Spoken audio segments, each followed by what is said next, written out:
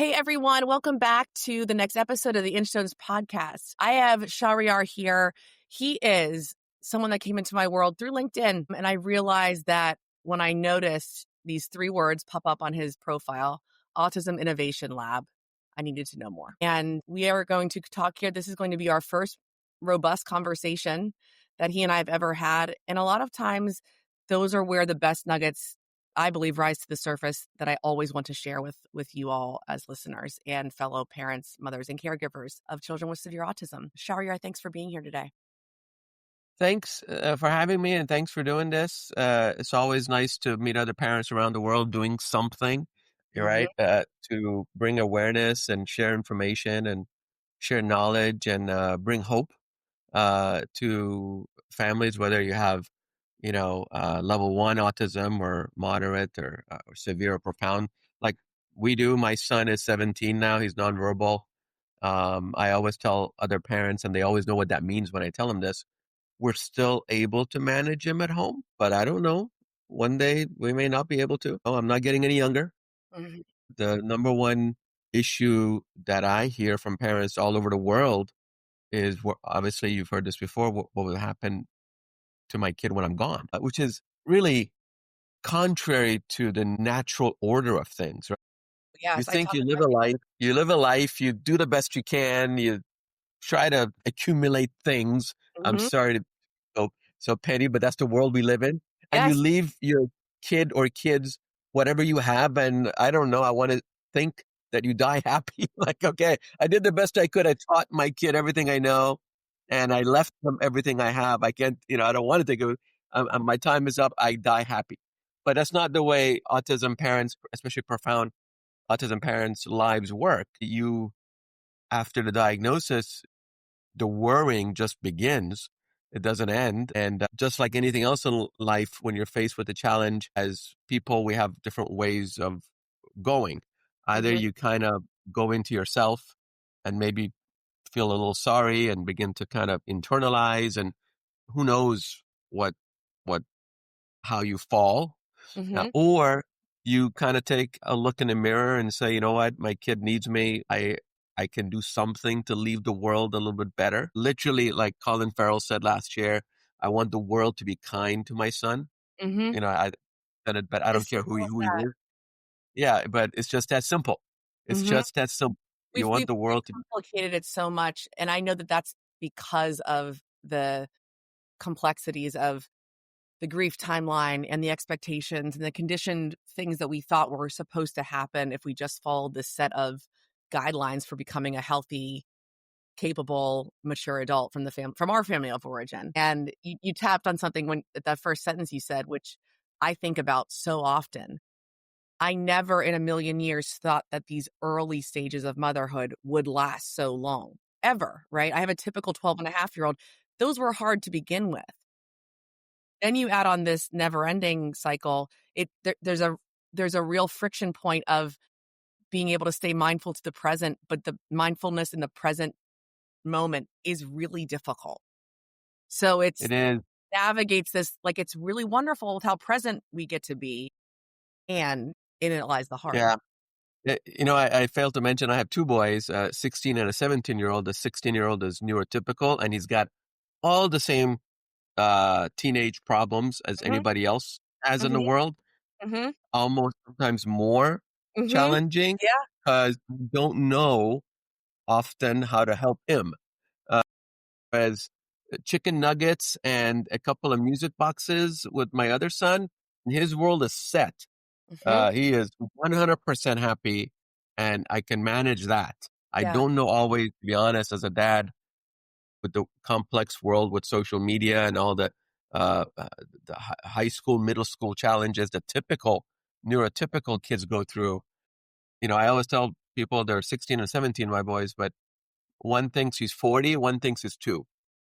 And, exactly. and it's difficult to modulate as a parent. You mentioned you have neurotypical kids. Difficult to modulate as a parent. How do I 40-year-old, 2-year-old? How do I, like, one thinks he knows everything at 16, the other one is 2, and it's disorienting It is. It's very because disorienting, and having to reorient all the time to the specific child within that. I mean, that can again, and that creates complexities within those relationships too. I don't how are your sons? Do they interact at all?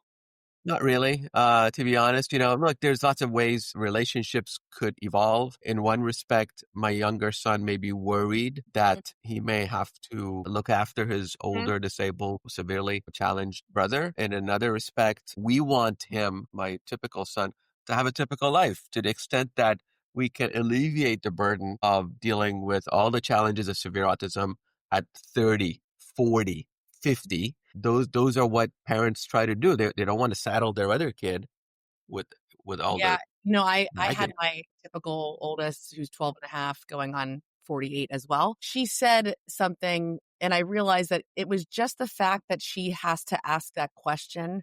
Her life is forever changed. She said something to the extent of, "Wait, so will someone help me decide these things?" Yeah, And it was so powerful. And I kind of took pause and I said, "Oh, of course, my love, like this is something that we will have conversations and they will evolve through the years and things are set in place." Yet the idea that a 12-year-old girl and a 16-year-old boy have the thought of that places them in a conceptual spiral that is very different than their typical peers. And I think I'm always sensitive to that because their right. typical peers are not thinking about this at all. It's not No, even on their I always, I know that my neurodivergent son is my responsibility. radar. Mhm. And in so many ways, when I die, I want to take that responsibility with me. I don't Yeah. want to leave it to somebody else. Mhm. My other son deserves to have his own life. Yes. And make his own mistakes and live. I always go back, and I know Rain Man is not the movie to Yeah. quote always, but every time I think back when the that facility superintendent is telling Tom Cruise on the steps, "What would you have done if you knew you had an autistic brother?" Mhm. And he goes, "I don't know. I just wish I knew."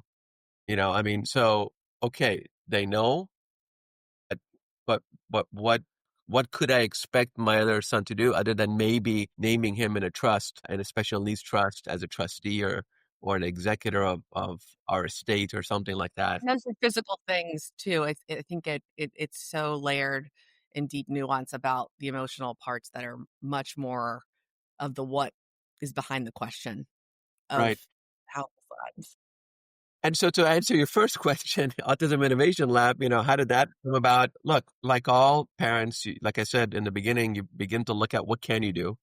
You could either internalize and not do anything and feel sorry for yourself or your situation. I never felt that way. I always felt like, and I'm kind of a retired public servant, so my DNA is public service. It wasn't like I had to make a big jump into some world. I was involved with nonprofits and public service and community engagement and public engagement practically for 30 years. Mhm. It's somehow during COVID, I launched my own podcast called Autism Spa, and I was trying to just connect with people to help, just like you're doing so well, much better than I, to connect with people and bring knowledge and insight. And part of what I was ended up doing is talking with a lot of startups and innovators Mm. in this space, and I was just riveted. Yeah. I always ask, what's your connection to autism? Because some of the people that are innovating in the space have no connection to autism. They're just innovators and they're thinking like they're super smart, right? Others, most often, are parents or Mhm. caregivers, Mhm. and I'll explain that in a minute. So I kind of got the bug during COVID while I was doing the podcast and talking with doctors and scientists and Mhm. research. Again, nothing in my field. My background is public administration and politics and government and that kind of stuff. So I got the bug and I started mentoring some autism startups around Mm. the world, actually. And I began to talk to parents around the world who were doing something. They were tinkering with an app, some gadget. Usually it was an app. It was some Yeah. platform. Yeah. Something to do to make life better for their kid. And it was all very personal. It was Mhm. all like, Very mission based. well, my kid is not verbal or nonverbal, and he or she is able to do X but can't do Y. So I created this app or this thing um, to help alleviate one little aspect of life. Yes. And everything from finding nannies, special Yeah. needs nannies, right? I mean, like, no one had to explain to me ever in any of the startups I've ever spoken with the validity of the value proposition because Yes, yes. Well, yes, that's isn't that nannies, so true? Is that, like, these small little what many would perceive as the micro needs of a right? parent, you and I would go, "Nope, I get it. That's Yeah, actually brilliant in comparison. That is yeah, gonna I'll take alleviate, it. something that might take a few pounds off of my out of my backpack, and I'll take it. wonderful. I'll take it." Yeah, Yeah. yeah, that's exactly right. I mean, this is exactly the point, and this is why I called my podcast "Autism Spa," by the way, to try to alleviate stress Yes. for families because this is stressful life. Whether you're level 1 or level 3, it doesn't matter. You're dealing with change, and not everyone deals with change very well. So I was doing that, and again, mentoring startups, and again, I got the bug. And once I kind of retired from government, just up until last year, um, I was invited to be the exec director of the Autism Society of San Diego, Amazing. which was a great experience. I learned a lot. I was embedded in the community with support groups. And going back to our earlier conversation about maybe moms and dads, I quickly learned moms and dads process grief differently. Men and women live life differently, Shay. They live their life differently. And I mean, the young moms, would come to some of these support groups and choked up, not because of the diagnosis. Mm-mm. They were, um, they were worried they're not doing enough. They were beating themselves up. Yep. Am I getting enough respite hours? Am I getting enough ABA hours? Am I giving overtime? All the stuff that you know that you probably have done, Mhm. which to be honest, other than asking my wife, it didn't, like, that didn't process with me as the way to adjust to what's happening. Well, I think that fathers, again, there's so many layered of like psychological the experience of just having a child with any diagnoses, I think is processed in the male mind based on our conditioning in the female mind differently. I think that women just tend to I mean, to paint a really broad stroke, we tend and befriend, right? We seek out the other women that are going through this and try to listen. It's not that men don't want to, it's just not on the top of your radar. It's just not the way we were And brought up. it doesn't matter where in this country you were raised or if you're out of this country. I would love to get a degree in evolutionary biology because I find this stuff fascinating. I find it fascinating because men and women Yeah. do. They really do. And the men that I spoke to in our support groups, in fact, I started a dadvocate support group Amazing. to talk to get the dads organized. The dads looked at the world in a transactional way. Mhm. They would come to these support groups and say, now I got to earn a living for 2 lifetimes.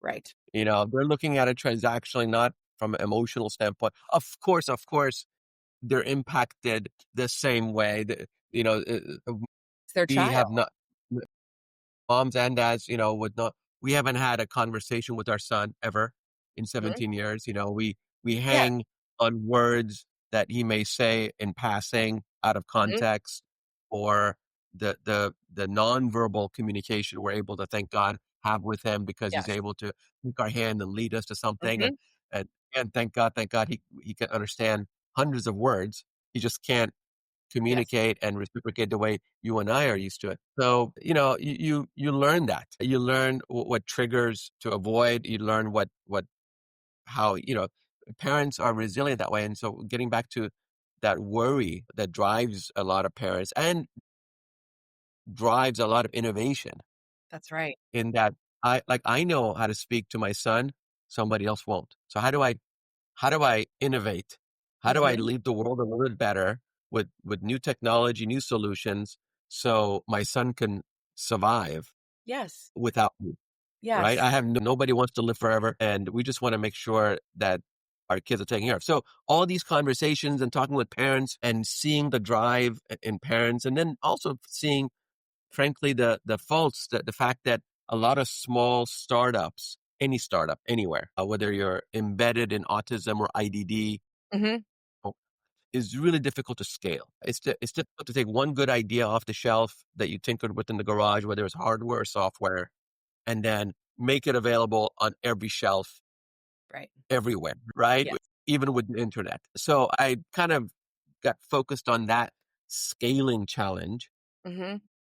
So when I looked at trying to help, it wasn't just investing in or being a co-founder or partner Mhm. with a few transformational startups that I felt could really have impact in the community. And when I say transformational, and I'll go back to the ecosystem that I'm creating in a minute, and that is, maybe therapeutics, meds, uh, things that are dealing with the most profound symptoms and challenges of autism. If it could be diagnosis, it could be, like I said, therapeutics. I don't use the word cure, but of course, as a parent of a severely autistic, I want my son to be the best he can be. You I know? always say if we leave it at that, there's no revelation that won't allow us to intake information and stay curious. That's Yeah, always my same I'm charged with the same mindset as you, mindset and heart. It's yeah. to I mean, become the how do we person help? and do and help I them. mean, you want all your kids. I mean, this is what you learn especially um, as a profound autism parent, unconditional acceptance. Yes. Right? It's not like I want him to have all these challenges for the rest of his life. Right. No, I want him to be able to communicate, to be happy, to have a life, to be independent. The same thing I Mhm. want from my other kid, I want for this one. Uh, but in many ways, in the 17 years I've gotten to know my son, autism has become woven into his personality, Mhm. in so many ways. He is a pure hearted, Yes. joyful soul. Yes. That is who he is. Now, That's if literally full stop. That's amazing. there's autism, as we call it, disability or challenges, and the fact that he can't communicate and all Mhm. those, or verbally, those make him be such a pure and honest and transparent person. And I mean that because I love that. You're that's who absolutely he is. That's just who he Yeah. is, and I just think maybe there's a way for it always to be yes and. Yes, you want to help. I think we I don't know, as an American culture, it's really hard to sit in that very gray space in perpetuity. We just even if we sit in it for a chapter of our lives, we're like, "Thank God that gray chapter's over." Well, we as parents, with the children we have, that's just the norm. That's the X and Y axis and Z axis, and we are just gray on every way we turn. And it does make you start to realize maybe it's all yes and it's just going to be like that. And I don't know if it seems to me we'd probably feel similarly. It's really evolved my own mindset and transformed the way I make choices as a 42 Yeah. year old. I almost said 30. I Yeah. wish I was in my 30s as a 42-year-old mother. Yeah. Yeah. Yeah. Yeah. No, it's, there's another aspect, again, becoming an advocate, a parent advocate like you and others in this field. You talk with a lot of self advocates, and you learn, it's not, you learn to respect the identity of the people you're dealing with. I mean, look, if your son or daughter came out as gay or trans or some other, when I say unconditional acceptance, that is the whole thing. Yes. I don't get to choose. And I often think about this, about, you know, if you could go back in time, Mhm. because we were concerned about autism before we had kids too. Hmm. Like a lot of people, I talk to parents, I'm sorry, couples who are planning to have kids, who are worried that their kid, I mean, this is the world we live in, who are worried that their kid's going to be autistic, and they don't know. Mhm. This is one parent told me, they don't know if they have the strength to deal with it. As Right. if, as if you and I took a, Trust me. Trust me. If you saw me in my 20s, you were like, "That girl is not ready. She cannot handle yeah, this. Dad, do not give her that. No, no, you're gonna give her 2? none of us, You're gonna give her 2 of yeah, No, no, no, no, no, no, no. No. none of us have went to class for this. We're making it up as we go along. But to getting to the unconditional acceptance part, and again, I want to go back to what we're doing in the lab, and that is because it's foundational to why I'm doing what I'm doing, and what's driving every decision I'm making in the Autism Innovation Lab. And that is, if I could go back and choose qualities about my son, both of my Mhm. kids, Mhm.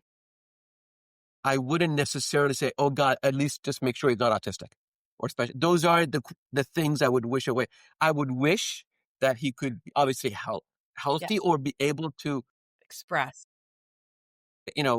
be the best he can be. I Mhm. would wish he could be a positive force in the lives of people around. I would wish all kinds of things. I went through this in my head for almost 2 decades, and wishing autism away wasn't like, look, you have parents of Down syndrome kids, and they say, look, these kids are the happiest. Most joyful little humans. My autistic son is able to experience pure joy. And then if he's unhappy, believe me, I know it. You'll There's know, no, yeah.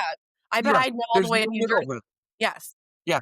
I don't need to guess if he's unhappy. I know exactly immediately. And I feel like he's able to experience life without all the baggage that all the rest of us have I in a mean, more pure way. they experience it as it is. They experience the world for what it is, and there is something again, having a now you have 2 boys, and my typical child is a girl, and, we live on the East Coast, and we're right outside of New York City, and, she is a New York City born and, child, and when I think about the conditions of her life that she's just absorbed and what her siblings quite literally do not care about in any capacity, sometimes I mean, I jokingly say, like, "You do realize your sister could give, like, 2 cents about what you're just describing." And I love that. Right. I love that. And she'll say, it's this back and forth dialogue, and I said, "That's what I'm saying, that there's beautiful parts of autism that even as a sibling and as a parent, we can go, God, that's a wonderful way to see the world." It just is. They sit I mean, autistic level 1, maybe autistic higher functioning are known to be deep truth tellers, right? And they just tell the truth. And I Yeah. think that might be what we're experiencing with our children with more severe traits. They Yeah. experience I the mean, truth. it's, it's kind of nice to be totally honest. Yeah, I mean, that's look, what uh, sometimes I'm shaving or something, I got a pimple on my face, and my son comes and puts a finger right on the pimple, you yeah, know, or something that, like, something doesn't belong right on your face and your body. You come like yeah, right out of, does this makes me look fat? Yes, it does. I mean, exactly. so the world can use a little bit more honesty, and I would flip it on the non-autistic world and say, could you go to work tomorrow and be honest with everyone at work? Because my son Exactly. can. Exactly. So He'll I don't know do who's that disabled all day now. long. He probably wouldn't last that long in a job. It They'd be wouldn't like, last so long. I always laugh the story of a real quick anecdote. My daughter Millie has like Pantene Pro V hair, right? And she could it doesn't. I could shave it off; it wouldn't matter, right? But she has no care, no attachment to this beautiful strawberry blonde hair. And when she was little, I would put the knot in and with the bow, and she realized after. I mean, I realized quickly that she hated the feeling of it, right? That has now transpired into any bow that she sees on any child, she feels that she has to rip out. Okay.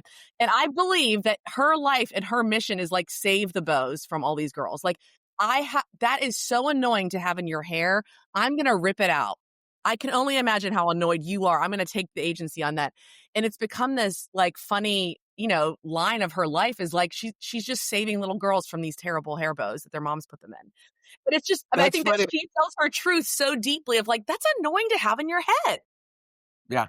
Yeah. No, look, these kids and adults see the world very differently. And the last thing I'll say about my son's gentleness is Mhm. that anything he bumps into, he goes back and rubs to make sure they're okay.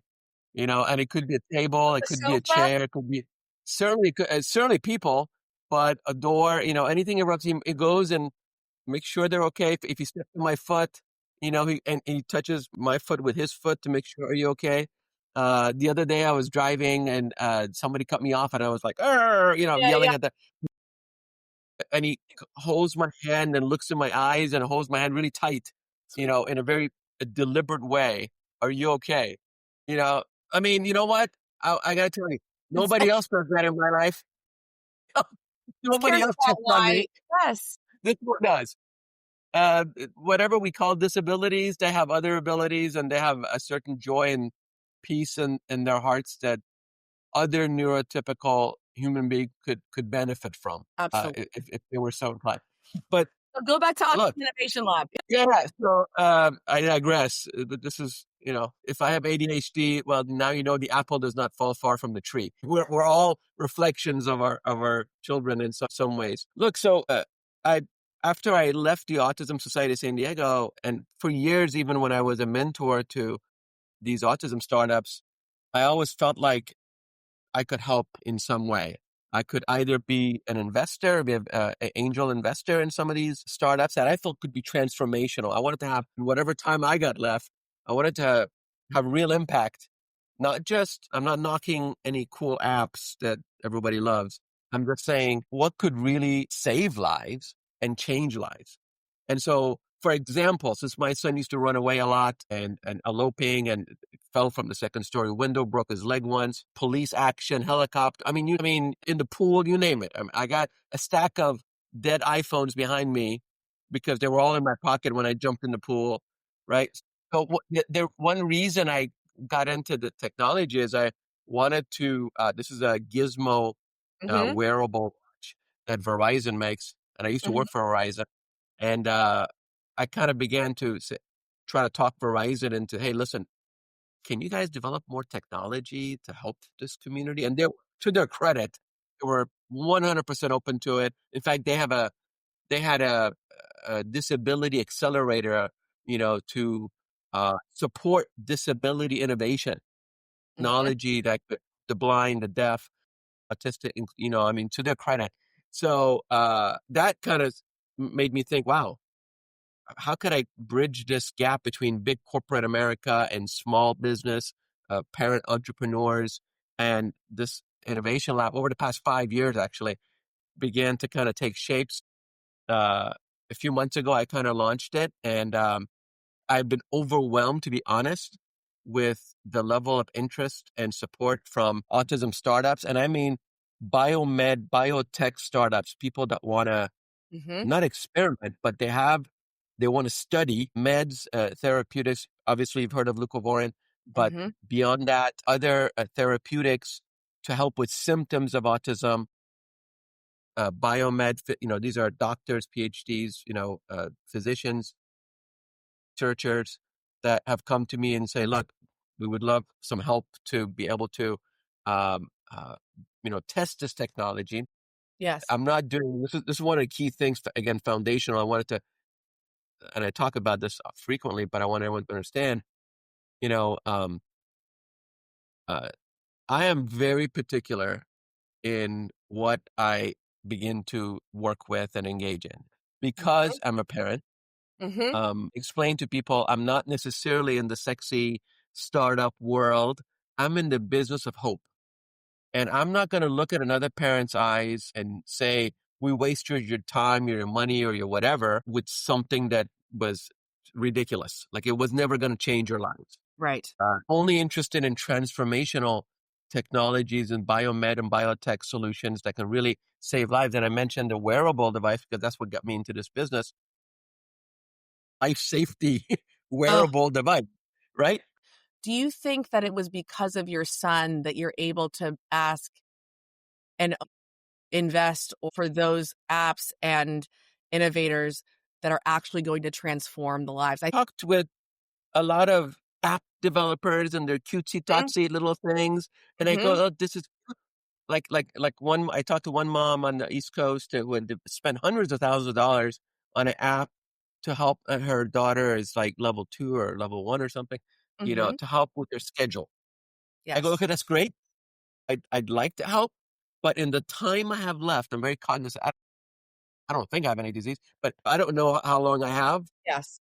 I'm 57. How many years do I have to innovate to be able to really get into a handful of life-saving, life-changing technologies to change lives? And an app that helps you with your schedule isn't it. That's right. Just yesterday, That's right. another, she's actually in New York. Maybe you've heard of her, Sensational You.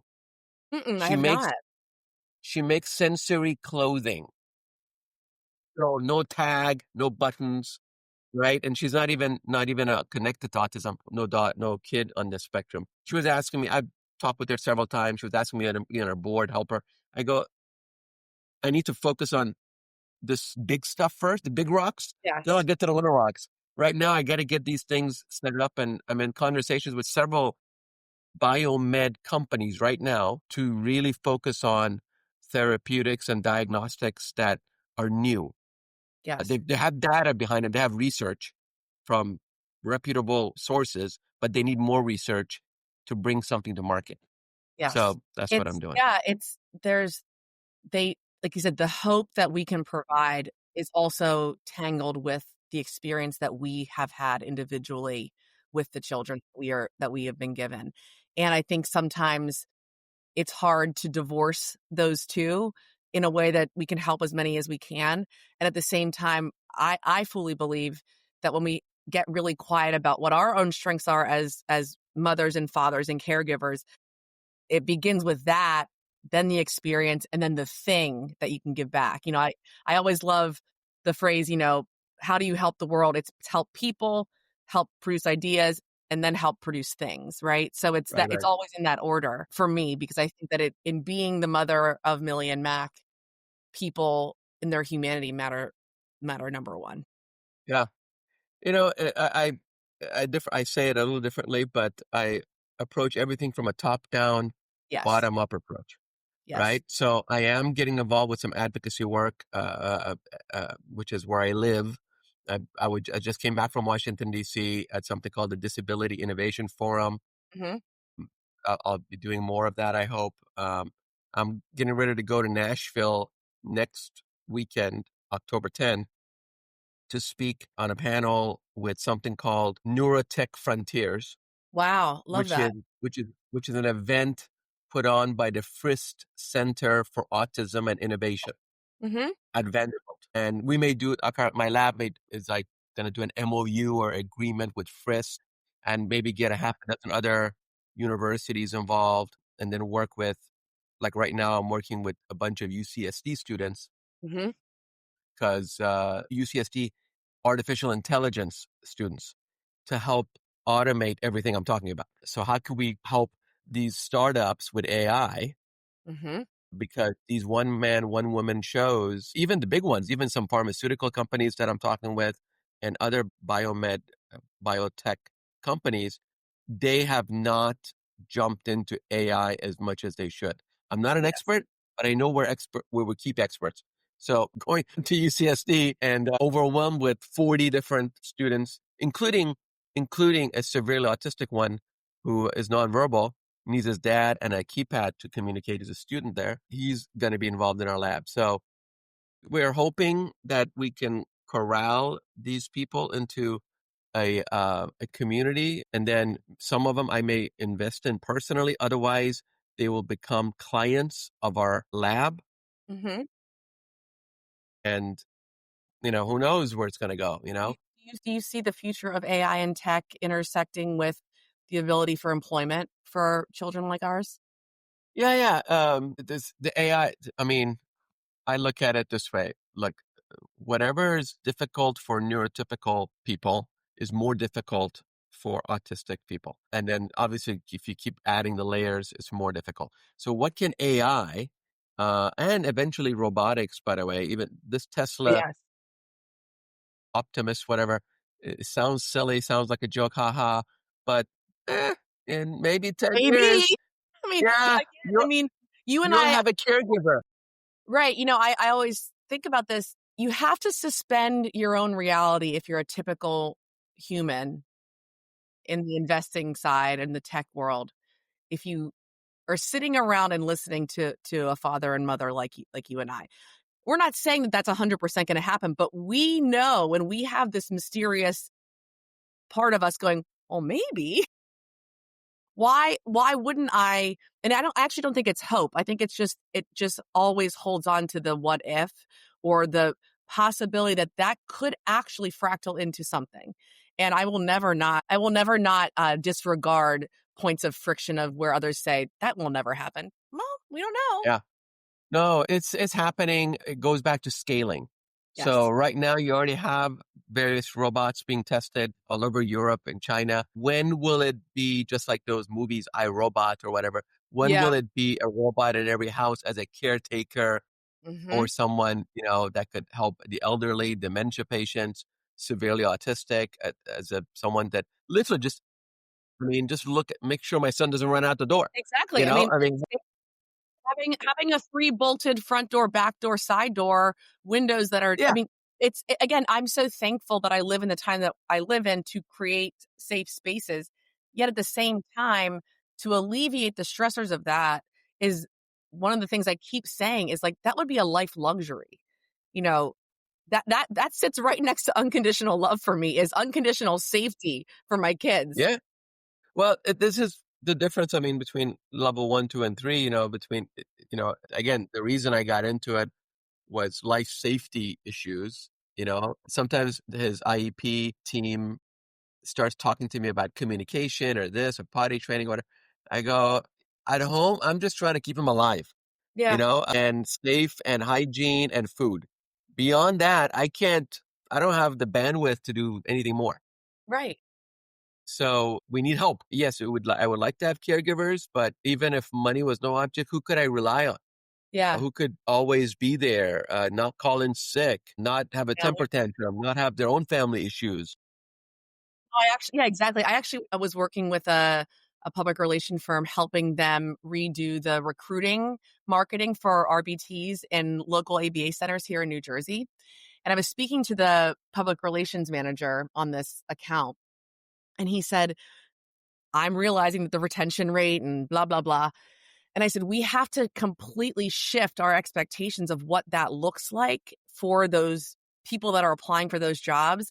And I was throwing at them different angles. And he said, you're basically saying you want to take someone who knows chaos so deep in their bones that the chaos of being a paraprofessional one-on-one aid for your child is like a no-brainer. And I said, yeah, give me the middle child of a family of 10.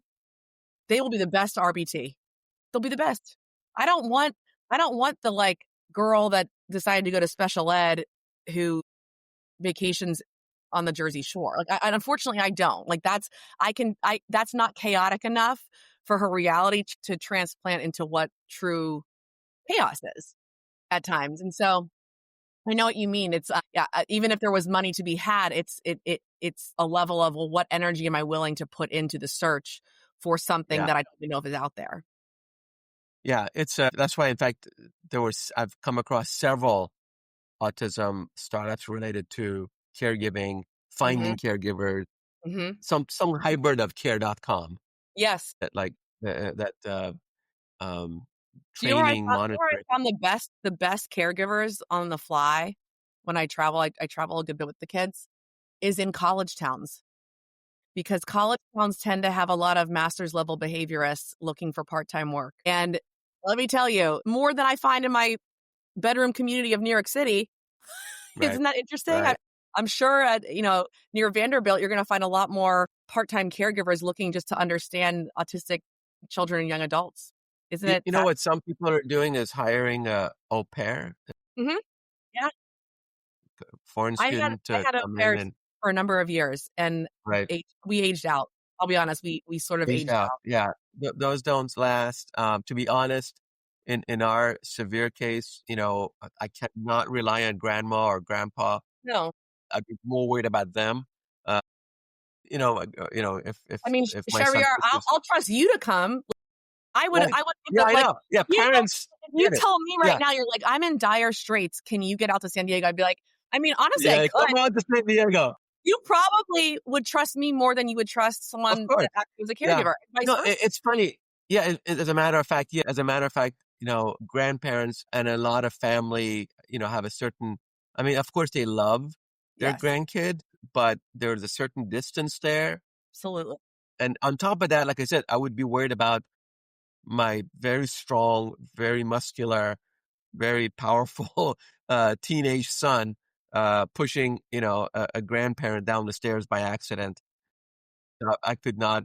And then, there are things that only, unfortunately, everyone knows this, you know, don't- dads become the wrestlers in chief in a That's right. severe case, right? As soon as they outgrow mom and they're 6'2", 220, right? If they're severe and they're knocking walls in and they're maybe potentially, God forbid, hurting other siblings, that kid needs to go in a home. Sorry. I mean, it's a terrible decision terrible position to be in. I've talked to parents, older parents than I, who've made that terrible choice. And because their kid was just too severe, they had to, in one case, I think they had to be medicated for extended periods of time.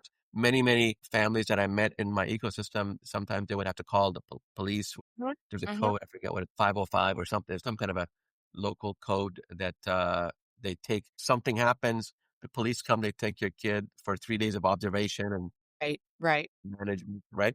But even that has its own risk because Absolutely. I mean, the few police interactions I've had with when my son ran off could not have been better. Hats off to San Diego Police Department. I mean, they literally, on one occasion when he ran off, I had to, I was like literally 3 minutes away from the point that he ran off. The police surrounded him. They didn't try to arrest him or didn't try to yell at him or, what's that in your hand? No, they just kind of contained the situation and they were in communication with me because I was on 911 Mhm. and they knew we were coming and, which is always the case, right? If a special needs loved one elopes or runs away, the caregiver or the parent is literally seconds, minutes behind them. Right, exactly. Yes, it's not yeah, It's not like my son like moved away and I exactly. didn't realize for 3 days. No, Right. I'm like literally It could because have we're been always 13 on. We're seconds. like We're always on. firemen and firewomen, right? We're always on. I have that. I don't have a pole from the second story to the Yeah, like fire exactly. department, Like a fire but alarm. that's what it feels like. It That's what it does. feels like. Like my ear, my always on. I always say, Any like, the sound, hypervigilance that is demanded of me my son is more of the eloper versus my daughter, and I do think I always try to, in some ways, think of it what it's helped me is that I'm more present in other ways in my life without them while I'm working or advocating because they've made me so hypervigilant that I sense things so much quicker. your life changes when you have kids, but when you have special needs kids, and especially if they're severe or profoundly autistic, you just really don't either sleep well anymore, or you got constantly, if there's too quiet, you get worried, you get nervous. Why is it quiet?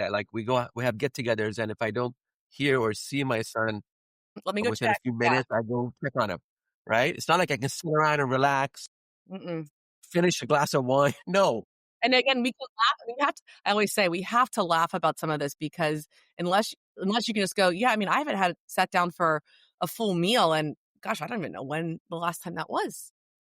yeah. But you know what? I'm again, this podcast has always been for the authentic and truth behind the actual lives of the parents and caregivers living this. And I just wanted to say thank you for what you have done because what you're saying to me and what you've shared is that finding the innovators and those that are developing things to actually provide care and hope, tangible relief in some capacity, that is your superpower. And it's Yeah. wonderful to connect on that. And I'll make sure to put all of your information in the episode summary when this goes live, because I think that we need to know that people like you are out there. I sit, my kids are 8 and 10. And so I sit sort of on that cusp of like not newly diagnosed, but not nearly off the cliff. And I think that we need more reminders that men and mothers, women, fathers are all out there doing work, like you said, in the vein of which they can help. Last thing I'll say is one of my favorite quotes from probably a football dad to his son, what would you do today if you knew you could not fail? Mm, And when you look at innovation in the way that you want to have the impact you want to have and the life you want to have, what would you do today as a parent if you knew you could not fail? And I feel like, I'm not alone. There's other people on this planet doing very much, thank God, doing, because I would not want to be alone in this. And I am lucky to keep coming across many different folks. We immediately begin to think about how do we collaborate? Because the other saying that I live by is a rising tide lifts all boats. So if yeah. you do good in your innovation and in your project, it helps me. If I do good, it helps you. So it's that camaraderie and collaboration, not only at that bond that I share with parents around the world, but that innovation collaboration that supplements that bond. And now we're doing something for our kids. And my hope is that however small the idea is, if it's transformational enough, if you join our ecosystem, I'll make sure you don't fail. because I'll get it into our system and I'll lift everybody. Hopefully our tide will lift everybody's boat up, and we'll get through this together. Well, I'm so glad to have you in my ecosystem now and to know that if there's anything that we can ever do to continue to uplift, those tides do rise higher the more conscious we are about those choices. So, Shahriar, thank you for who you are and being you and what you're offering to this wild and crazy journey of parenting. Thank you, my friend. Thank you. All right. Thank Thank you. you. And until next time on the Inchtones podcast.